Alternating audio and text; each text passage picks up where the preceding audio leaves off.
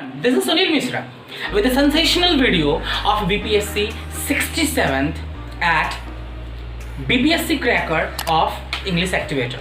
पिछले क्लास में हमने BPSC प्रीलिम्स पे चर्चा किया था, जिसमें हमने ये बात किया था कि किस तरीके से हम उसे क्रैक कर सकते हैं। कहने का तात्पर्य ये हुआ कि उस वीडियो में, उस क्लास में हमने उसका सिलेबस को देखा और उसका कंपैरिजन किया कि किस साल, पिछले 4 सालों में से किस साल में किस सेक्शन से यानी किस सब्जेक्ट से कितने क्वेश्चंस पूछे गए हैं, ताकि हम 67 के लिए स्ट्रेटजी तैयार कर सकें। तो अगर आप डायरेक्टली पहली बार इस वीडियो पे आए हैं तो सबसे पहले आप उस वीडियो को देख लें, क्योंकि उस वीडियो को देखने के बाद आपको एक स्ट्रेटजी तैयार करने में काफ़ी मदद मिलेगा। तो आज हम आप लोगों के साथ इस वीडियो को आगे बढ़ाते हुए हम आज से जो है क्लास शुरू करेंगे और क्रैश कोर्स शुरू करेंगे। एंड डेफिनेटली ट्रस्ट रखिए कि 2 महीना के इस क्रैश कोर्स में हम लोग उतना जरूर पढ़ाई कर लेंगे कि हम BPSC 67 का प्रीलिम्स बड़े ही आसानी से निकाल लेंगे। और साथ ही साथ कुछ इस तरह से हम लोग तैयारी करेंगे स्ट्रेटजी के साथ कि हमारा मेंस का भी जो बुनियाद होगा वो बहुत मजबूत हो जाएगा और आगे हमारे लिए काफ़ी हेल्पफुल हो जाएगा फॉर मेंस। और आगे हम इंटरव्यू के लिए भी इस पे बातें करेंगे, लेकिन हमें सबसे पहले भी फोकस क्या करना है, तो 67th प्रीलिम्स के लिए। और उसमें से जैसा कि हमने पिछले क्लास में ही चर्चा किया था कि मैं सबसे पहले जो शुरू करूंगा वो है हिस्ट्री सेक्शन। क्यों? क्योंकि इससे अराउंड हमारा जो है कितने क्वेश्चंस आ रहे हैं, तो 25 से 30 क्वेश्चंस के बीच में आ रहा है। तो अगर हम लोग बात करें तो 30s। आज का जो हमारा सेक्शन होगा वो सेक्शन क्या होगा, तो हिस्ट्री के उस सेक्शन को हम टच करेंगे जिससे कि कंफर्म क्वेश्चन पूछा जाता है, और उस सेक्शन का नाम है भारत के गवर्नर जनरल। तो आज हम गवर्नर जनरल के बारे में पढ़ेंगे। शुरुआत हमारे बंगाल के गवर्नर जनरल से होता है, उसके बाद भारत के गवर्नर जनरल बनना शुरू हुआ और वहां से लेकर के 1857 first revolt of the freedom, वहां तक हम लोग चर्चा करेंगे, जिसमें कि हम देखेंगे कि जितने भी पहले क्या होते थे, तो पहले गवर्नर जनरल होते थे, और जब अंडर द ब्रिटिश क्राउन हमारा इसका राज्य चला जाता है, ब्रिटिश साम्राज्य, तो उसके बाद जो है वहां से वायसराय बन के आने लगा। तो from that time to the Lord Mountbatten, वहां तक हम देखेंगे और देखेंगे कि किस वायसराय या गवर्नर जनरल के शासन काल में कौन कौन इंपॉर्टेंट काम हुआ, क्योंकि ये एक श्योर शॉर्ट क्वेश्चंस है। तो आइए इसके बारे में हम डिटेल एक वायसराय और गवर्नर जनरल के बारे में स्टडी करते हैं और सीखने की कोशिश करते हैं। बरकरार रहेंगे, keep in touch and keep watching. Video को लास्ट तक देखना है, क्योंकि तभी आप सीख पाएंगे। और हाँ, बिल्कुल मैं आपको कुछ इस तरह से पढ़ाऊंगा, सेम वही बात है कि मैं आपको लिखाऊंगा कम, पढ़ाऊंगा सिखाऊंगा ज्यादा, यानी डायरेक्ट दिमाग में रखना है, क्योंकि नोट्स तो बहुत सारे आपके पास ऑलरेडी होगा ही, बहुत सारे बुक्स में भी लिखे हैं। तो आज हम उस तरह से क्लास करेंगे कि डायरेक्ट मैं यहाँ बताते जाऊंगा और आपके दिमाग में डायरेक्ट आते जाएगा, इसलिए पूरे तरीके से दिमाग को कंसस होकर। हाँ, अगर आप अभी धड़फड़ी में है तो प्लीज वीडियो को आप जो है स्किप कर दीजिए, क्योंकि ये वीडियो आपको तब देखना है जब पूरे तरीके से आप ध्यान मग्न होके बिल्कुल पढ़ाई के लिए हो, तभी हम कम समय में ज्यादा से ज्यादा पढ़ाई कर सकते हैं। तो उम्मीद है कि आप लोग भी पूरी तरह से तैयार हैं। तो आइए शुरू करते हैं क्लास। आइए हम लोग देखते हैं। तो हमारे हिस्ट्री का पहला सेक्शन में हम लोग आज जिस चैप्टर को कवर कर रहे हैं उस चैप्टर का नाम है कंपनी के अधीन गवर्नर जनरल। और इसके बाद हम लोग जो है कंपनी के बाद वाले जो गवर्नर जनरल हुए, कंपनी के अधीन गवर्नर जनरल का मतलब हो गया कि ईस्ट इंडिया कंपनी। इस कंपनी के अंतर्गत जो सब गवर्नर जनरल आए भारत में और वो यहाँ पे रहे, शासन किए, रूल किए, और उसके बाद जो है जब ईस्ट इंडिया कंपनी के हाथ से शासन निकल करके चला जाता है अंडर द ब्रिटिश पार्लियामेंट, तो उसके बाद जो गवर्नर जनरल आते हैं उसके बाद वायसराय जो आएंगे, हम उसके बारे में भी चर्चा करेंगे। तो सबसे पहले हम देखते हैं कि बंगाल के गवर्नर जनरल, क्योंकि जो शुरुआत हुई थी हमारे ईस्ट इंडिया कंपनी की, तो वो शासन की शुरुआत ही हमारी हुई थी बंगाल से। अगर इसका सीधा सा अगर सवाल पूछा जाए कि ऐसा हुआ क्यों, क्योंकि रीजन यही था कि बंगाल उस समय सबसे ज़्यादा प्रॉस्पेरस था, सबसे बड़ा क्षेत्र था। क्योंकि अगर हम बंगाल को देखें तो आज का पश्चिम बंगाल, बिहार, झारखंड, उड़ीसा और पूरा का पूरा बांग्लादेश, इतना बड़ा मिला करके हमारा एक अकेला बंगाल था। तो बंगाल काफ़ी प्रॉस्पेरस था। तो इसके वजह से अंग्रेजों का सबसे बड़ा और सबसे ज़्यादा नज़र जो है, प्लस यहाँ की ज़मीन काफ़ी फर्टाइल थी, तो लैंड रेवेन्यू भी ज़्यादा मिलता था ऑफकोर्स। तो यहाँ पे हम देखते हैं बंगाल के जो पहले गवर्नर जनरल थे हमारा ये रॉबर्ट क्लाइव थे। ये 1757 से, ये दो बार एक्चुअली में बनते हैं। एक पहली बार ये 1757 से 1760 तक और दूसरी बार ये 65 से 67 तक, यानी 2 साल इधर बनते हैं और 3 साल इधर, टोटल 5 साल इनका शासनकाल रहता है। और इनके टाइम पे जो कुछ इंपॉर्टेंट बातें हुई, तो इन्होंने बंगाल में द्वैध शासन, अब द्वैध शासन का मतलब क्या हो गया, ड्वेल रूल का मतलब क्या हो गया कि भाई ये जो है वहाँ के जो भी नवाब थे, हुआ करते थे उस समय के, जो भी राजा हुआ करते थे, तो ये उससे क्या करते थे कि भाई एग्रीमेंट कर लेते थे, हाँ, और ये आप दोनों मिल करके जनता पे शासन करेंगे, तो उसी को जो है द्वैध, यानी कोई लैंड रेवेन्यू कलेक्ट करेगा तो कोई जो है कुछ और कलेक्ट करेगा। तो ये द्वैध शासन प्रणाली जो है, यानी दोहरी शासन प्रणाली जो है, ये लेकर के कौन आए, ये किसका कॉन्सेप्ट था, तो ये रॉबर्ट क्लाइव का कॉन्सेप्ट था, या दूसरे शब्दों में कहें तो रॉबर्ट क्लाइव के टाइम पे आया। और इसने मुगल सम्राट शाह आलम सेकंड को इलाहाबाद की द्वितीय संधि जो 1765 में हुई, उसके द्वारा कंपनी के संरक्षण में ले गए। ये अंग्रेज लोग, ऑफ कोर्स आपको भी पता है, अंग्रेज लोग काफी चतुर थे और ये क्या करते थे कि हमेशा राजाओं से कोई ना कोई एग्रीमेंट करते थे, उन्हें दुनिया का हसीन ख्वाब दिखाते थे और फाइनली उन्हें अपने अंदर ले लेते थे। और इसके बाद जो रॉबर्ट क्लाइव के बाद जो बंगाल के कुछ और जो गवर्नर जनरल बने, कोई इंपॉर्टेंट नाम नहीं है, लेकिन फिर भी मैं बता दूं कि अन्य गवर्नर जनरल में जो है बारलास्ट का नाम आता है, 67 से 69 है, फिर उसके बाद कार्टियर होते हैं जो 69 से 72, ये सब छोटे छोटे दौर पे रहे। And thereafter the Warren Hastings 72 to 74। इसके बाद ये बंगाल के गवर्नर के पद को हटा करके वो भारत का गवर्नर जनरल बना दिया गया और बाकी अलग अलग प्रेसिडेंसी में बांट दिया गया, बंगाल प्रेसिडेंसी, मद्रास प्रेसिडेंसी और बॉम्बे प्रेसिडेंसी, और उन तीनों के ऊपर एक बैठा दिया क्या भैया, तो ये है भारत का गवर्नर जनरल। तो अब हम उस भारत के गवर्नर जनरल की ओर रुख करेंगे, उनके बारे में जानते हैं। तो इसको ध्यान से देखने वाली बात यह है कि इसका इंपॉर्टेंट एक ही सवाल बनता है कि बंगाल में द्वैध शासन की शुरुआत किसके शासनकाल में हुई। रिपीट, बंगाल में द्वैध शासन की शुरुआत किसके शासनकाल में हुई, तो रॉबर्ट क्लाइव के शासनकाल में हुई। देखिए हम यहां देखते हैं रेगुलेटिंग एक्ट 1773, ठीक है, ये एक रेगुलेटिंग एक्ट है और रेगुलेटिंग एक्ट 1773 के अनुसार बंगाल के गवर्नर जनरल को क्या बना दिया गया, तो अंग्रेजी क्षेत्र जहां तक सीमित था, यानी अंग्रेजी क्षेत्र के अंतर्गत वही बंगाल के गवर्नर जनरल को भारत का गवर्नर जनरल बना दिया गया। यानी क्या है, रेगुलेटिंग एक्ट 1773 के अनुसार बंगाल के गवर्नर जनरल को अब अंग्रेजी क्षेत्रों का गवर्नर जनरल, यानी पहले क्या था भाई, तो ये एक जगह का गवर्नर जनरल था और अब उसी गवर्नर जनरल को क्या कर दिया गया, ओवरऑल सुप्रीमो बना दिया गया और अब उससे नीचे मद्रास प्रेसिडेंसी, बॉम्बे प्रेसिडेंसी भी बना दिया गया। अब भारत में कंपनी के अधीन जो सबसे पहला, ये एक इंपॉर्टेंट सवाल है, हमेशा पूछा जाता है कि भारत में कंपनी के अधीन जो सबसे प्रथम गवर्नर जनरल था उसको हम लोग वारेन हेस्टिंग्स के नाम से जानते हैं और ये 1774 से 85 तक इनका शासनकाल रहा। उसके बाद हम देखते हैं वारेन हेस्टिंग्स के बारे में कुछ इंपॉर्टेंट बातें देख लें। तो इसने राजकीय कोषागार को मुर्शिदाबाद से कोलकाता शिफ्ट कर दिया। ये सवाल आया हुआ है, क्या सवाल आया हुआ है कि किस गवर्नर जनरल ने राजकीय कोषागार को मुर्शिदाबाद से कोलकाता में ट्रांसफर कर दिया, तो वो गवर्नर जनरल था वारेन हेस्टिंग्स। और इसी में एक और इंपॉर्टेंट है कि सुरक्षा प्रकोष्ठ की नीति जो है वो वारेन हेस्टिंग्स से ही संबंधित है और ये भी आया हुआ सवाल है।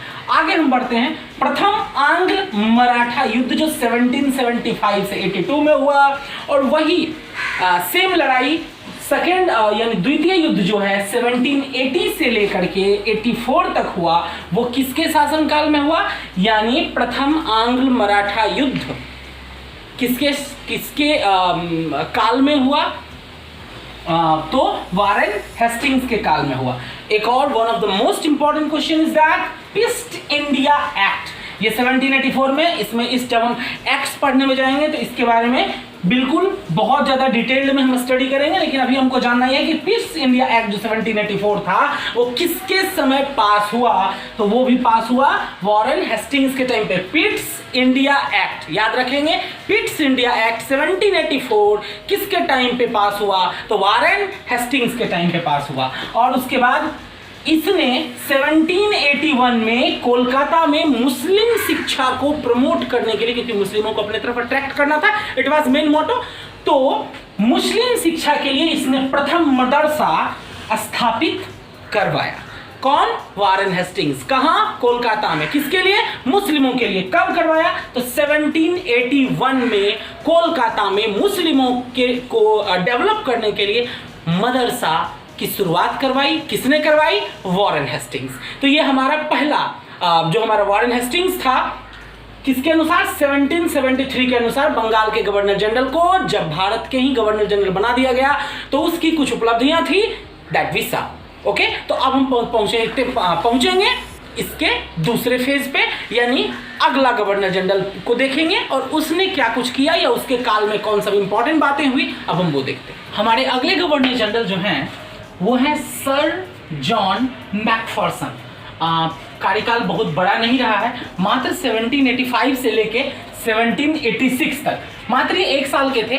और मेन जो सबसे बड़ी बात थी कि ये अस्थायी रूप से गवर्नर नियुक्त किए गए थे।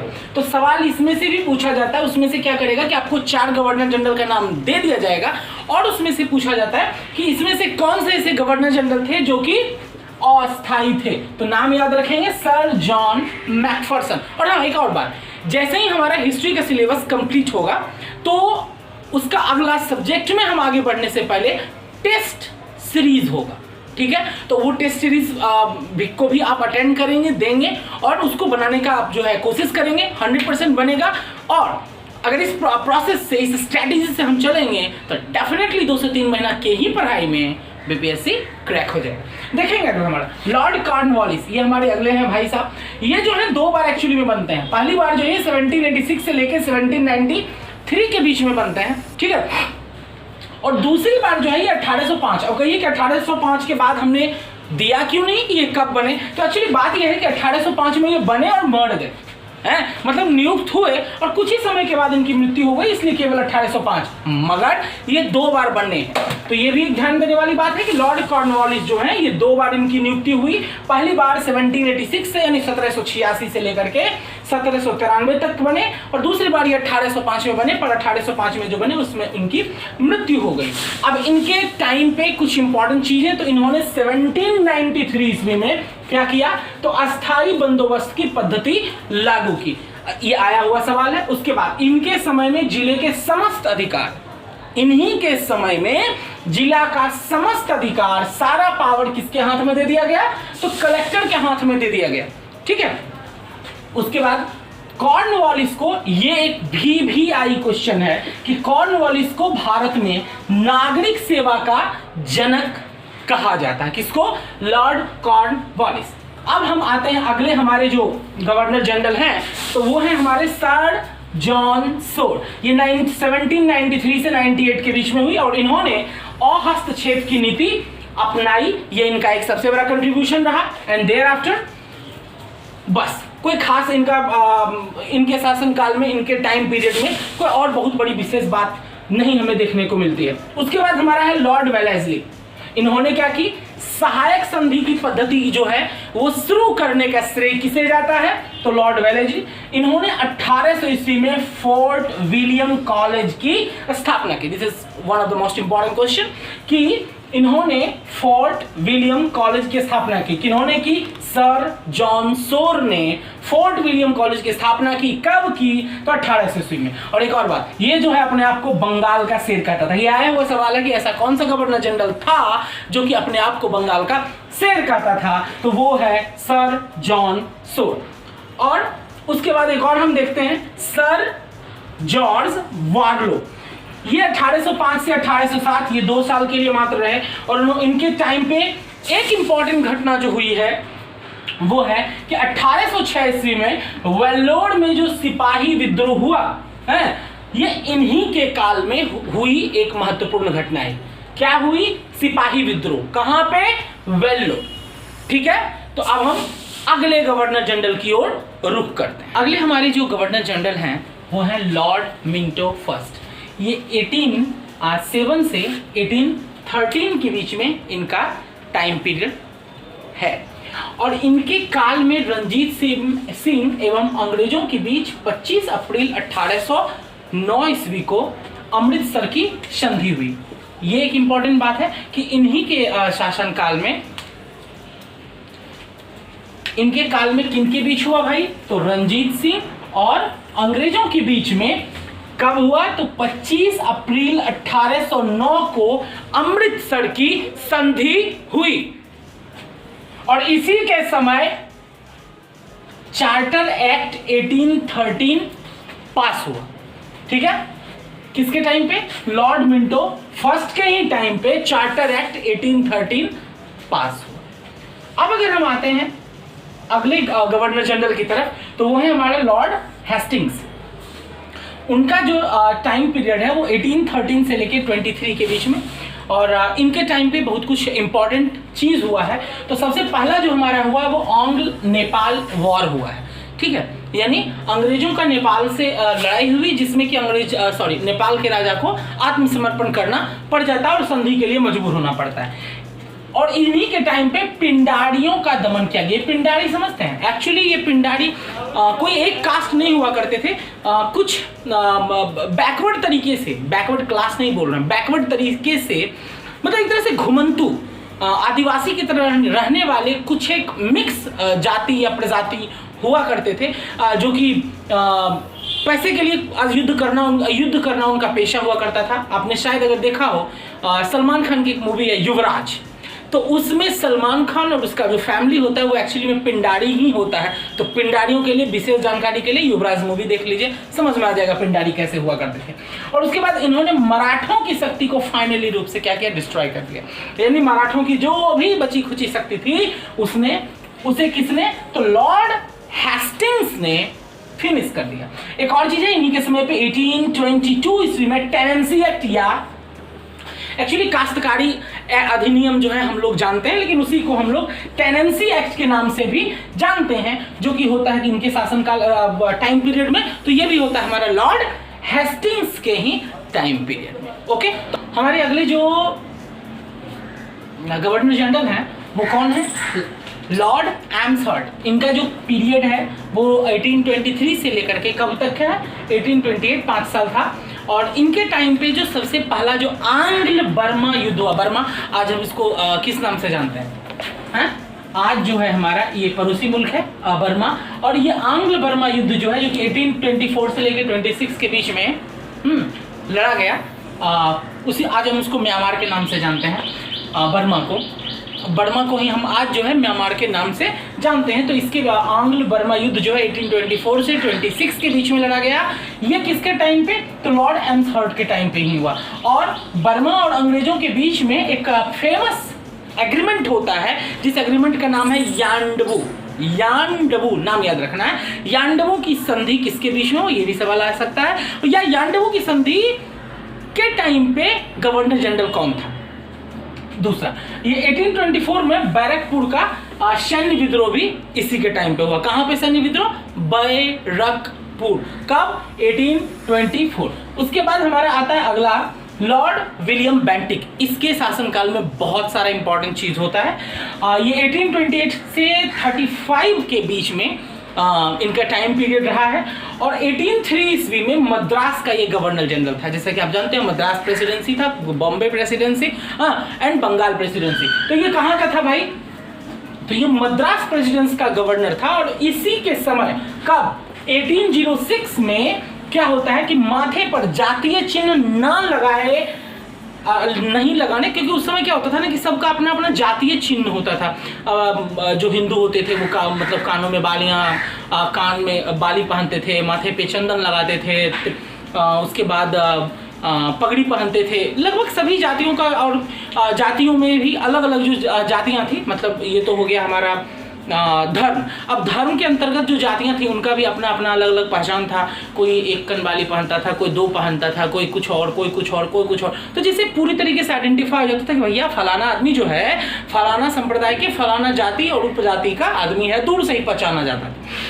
तो होता यह है कि जातीय चिन्ह न लगाने तथा कानों में बालियां न पहनने देने पर वेल्लोर के सैनिकों ने विद्रोह कर, क्योंकि देखिए ये क्रिश्चियन थे, ये लोग अंग्रेज लोग जो थे क्रिश्चियन थे, वो इन सब चीज़ों को नहीं मानते थे। कान में बाली पहनना क्या जरूरी है, पगड़ी बांधना क्यों जरूरी है, तो भाई मुस्लिम है तो दाढ़ी रखना क्यों जरूरी है, या सिख है तो पगड़ा बांधना जरूरी क्यों है, तो उसके नज़र में तो ये सब चीज़ इलीगल था। अच्छा, अब वहाँ पे अंग्रेज सैनिक भी थे, अब मान लीजिए कि अगर 100 को अंग्रेज सैनिक है, उसका वो सिंपल है, जो उसका यूनिफॉर्म है वो पहना है, बाकी अब हिंदू पहुंचा अलग वेशभूषा में, मुस्लिम पहुंचा अलग, तो वो वहाँ पर क्या होगा कि यूनिफॉर्म कोड सिस्टम जो है वो गड़बड़ हो जाएगा। जैसे कि स्कूल में कुछ बच्चे कुछ और पहन के आए, कुछ बच्चे कुछ और, तो वहाँ पे वो गलत नहीं था। तो जिसके कारण कि इन लोगों को बोला कि भैया आप ऐसा नहीं पहन सकते, सबके लिए नियम कानून एक है, तो जैसा एक पहनावा होगा सबको वही पहनाना होगा। आप माथे पे चिन्ह नहीं लगा सकते या कानों में कुंडल उंडल नहीं पहन सकते। तो जिसके कारण क्या होता है कि वेल्लोर में सोल्जर रिवोल्ट होता है, जो कि एक बड़ा फेमस है सैनिकों का विद्रोह। उसके बाद क्या होता है 1833 ईस्वी के चार्टर एक्ट द्वारा बंगाल के गवर्नर जनरल को, कहाँ के, बंगाल के गवर्नर जनरल को क्या बना दिया जाता है, तो भारत का गवर्नर जनरल बना दिया जाता है। यानी 1833 ईस्वी का जो चार्टर एक्ट आता है बनके, उस चार्टर एक्ट के अंतर्गत बंगाल के गवर्नर जनरल को ही, अब जिसकी चर्चा हम पहले ही कर चुके थे कि बंगाल के ही गवर्नर जनरल को अब पूरे भारत का गवर्नर जनरल बना दिया गया। और इस प्रकार भारत का पहला, क्या, तो भारत का पहला, क्योंकि अभी तक जो हम चर्चा कर रहे थे वो बंगाल के गवर्नर जनरल थे, तो अब भारत का पहला गवर्नर जनरल बनने का श्रेय किसको जाता है, Lord William Bentinck. This is one of the most important question that if anyone ask you question that who was the first governor general of India, तो कौन है भैया, लॉर्ड विलियम बेंटिक। क्यों, क्योंकि उससे पहले हम बंगाल के गवर्नर जनरल को देख रहे थे। तो ये भारत का पहला गवर्नर जनरल कौन था, लॉर्ड विलियम बेंटिक। ऐसे नोट में देख लेंगे कि बंगाल का प्रथम गवर्नर जनरल जो है वो कौन था, वारेन हेस्टिंग्स थे। बंगाल के पहले गवर्नर जनरल कौन हुआ, वारेन हेस्टिंग्स। और भारत के पहले governor general Lord William Bentinck. Bharat का लॉर्ड विलियम बेंटिक और बंगाल का पहला वारेन हेस्टिंग्स, याद रखना है, ठीक है, डोंट बी कंफ्यूज। उसके बाद क्या है, चूंकि उस समय आप भी जानते हैं भारत में बहुत सारे तरह के सुपरस्टिशंस थे, जाति प्रथा तो थी ही, सती प्रथा था, विधवा को विवाह नहीं होता था, शिशु जो लड़कियां जन्म लेती थी जन्म लेते के साथ मार दिया जाता था। तो ऑफकोर्स कहीं ना कहीं अंग्रेजों ने हम पे शासन किया, शोषण किया हमारा, लेकिन जाहिर सी बात है कि उन्होंने हमें आधुनिकीकरण की ओर का मार्ग जो है हमारे लिए प्रशस्त किया। वही तो ऑफकोर्स बुराइयां थी, लेकिन उसके साथ ही साथ कुछ चीज़ें वो हमें अच्छाई सिखा के गई। तो आप इमेजिन कीजिए आज के अगर टाइम पे कल्पना किया जाए कि कोई छोटी सी लड़की जन्म ली और जन्म लेते के साथ उसका गला दबा के मार दिया जाए, क्यों, क्योंकि वो एक लड़की है। तो how will you feel that, you can not imagine that now it is, oh my God what's happening now it is. लेकिन एक समय ऐसा था जो भारत में हुआ करता था। तो Raja Ram Mohan Roy, the great hats off to this person, कौन, तो राजा राम मोहन राय, जो कि एक सोशल रिफॉर्मर थे, स्कॉलर थे और ना जाने क्या क्या थे, महान व्यक्ति थे। तो राजा राम मोहन राय के सहयोग से बेंटिक ने 1829 ईस्वी में सती प्रथा, नाम पता ही आपको, जानते ही होंगे, हस्बैंड मर जाने के बाद वाइफ को भी जबरदस्ती जिंदा जला दिया जाता। बोला जाता था कि जलना चाहती है, बट कौन भाई मरना चाहता है, वो सिस्टम बना दिया गया था। तो इस सती प्रथा को खत्म करने का श्रेय किसको जाता है, Lord William Bentinck. Lord William Bentinck किसके सहयोग से, राजा राम मोहन रॉय। उसके बाद ठगी प्रथा, उस समय भारत में ठगी प्रथा बड़ा जोर शोर से था, ठीक है, ठगी प्रथा, शिशु बालिका की हत्या, इन सबको घोषित कर दिया क्या, अवैध, इट इज कंप्लीटली इलीगल। किसने घोषित किया, लॉर्ड विलियम बेंटिक ने। और उसने एक और ट्रिमेंडस काम किया, और वो काम क्या था कि इसने 1835 ईस्वी में कलकत्ता मेडिकल कॉलेज की स्थापना की। यानी कलकत्ता मेडिकल कॉलेज की स्थापना का श्रेय किसे जाता है, लॉर्ड विलियम बेंटिक। सो इस लॉर्ड विलियम बेंटिक के नाम पे एक लाइक तो इस वीडियो को बनता है। हम बढ़ते हैं हमारे अगले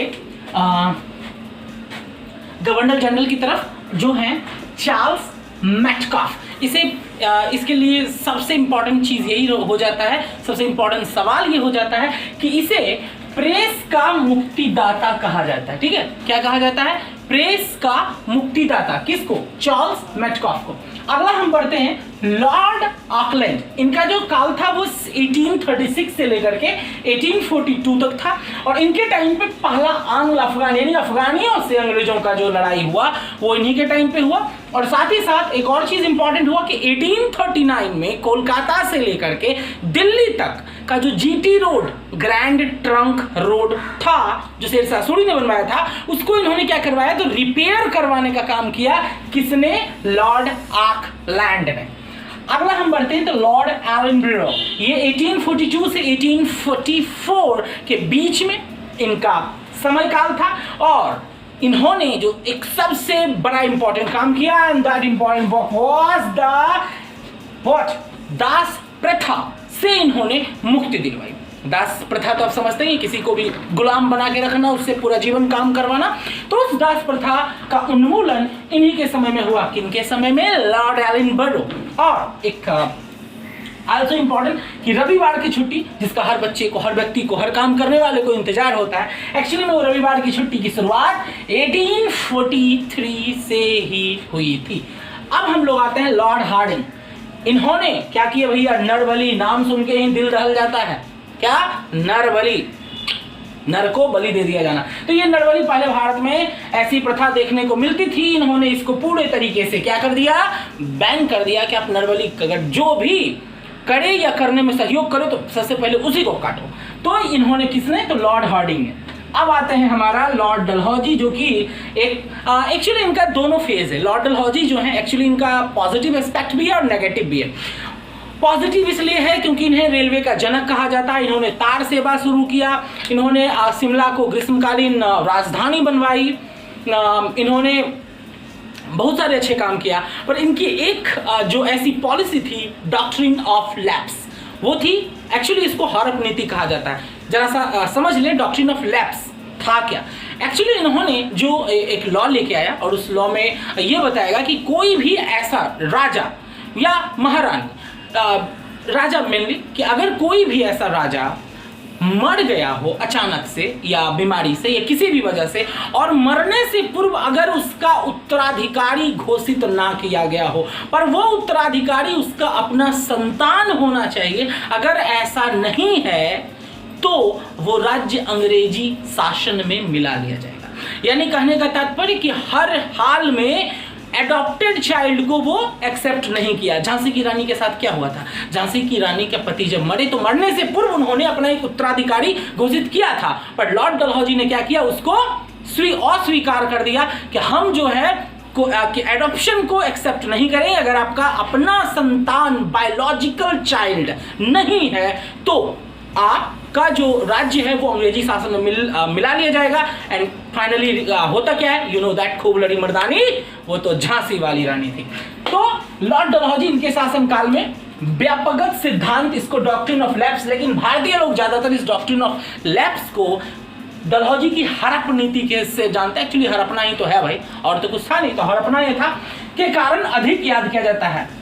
इनको नेगेटिव के लिए ज्यादा याद किया जाता है। डलहौजी को भारत में क्या रेलवे का जनक माना जाता है और इसी के टाइम पे भारत में पहली बार जो रेल चली 1853 में मुंबई से ठाणे के बीच में महाराष्ट्र में, और वो टोटल डिस्टेंस कितना था भाई? तो 34 किलोमीटर्स था।